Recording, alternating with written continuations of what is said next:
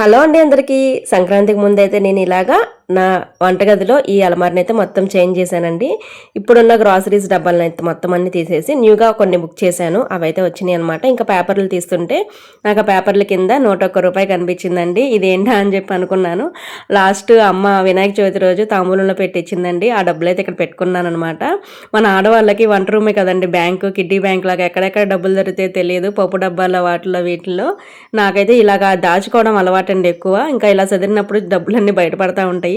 ఇంకా వచ్చాయిలేండి, అన్నీ బయటికి చెప్పకూడదు కదా, సీక్రెట్ అనమాట. ఇంకా సరే, ఇంకా డబ్బాలన్నీ కూడా ఇంకా నేను తీసేసి కొత్తగా వచ్చినాయన్నీ ఓపెన్ చేసుకొని ఇలాగ గ్రాసరీస్ అన్నీ కూడా చక్కగా వేసేసుకుంటున్నానండి. నాకైతే వంటగది నీట్గా ఉంటే చాలా ప్రశాంతంగా ఉంటుందండి. ఇంకా ఇవైతే నేను మీషో నుంచి తీసుకున్నానండి. చాలా బాగున్నాయి. ప్యాక్ ఆఫ్ 24 వచ్చినాయండి. నాకు అన్నిటికీ కూడా చక్కగా సరిపోయినాయి. గ్రిప్పర్స్ కూడా బాగా ఇచ్చారు, దాంట్లో స్పూన్స్ ఇచ్చాడు. అసలు ఎంత బాగుందో లుకింగ్. మీకు కూడా కావాలంటే ఫాలో చేసి లింక్ అని కామెంట్ చేసి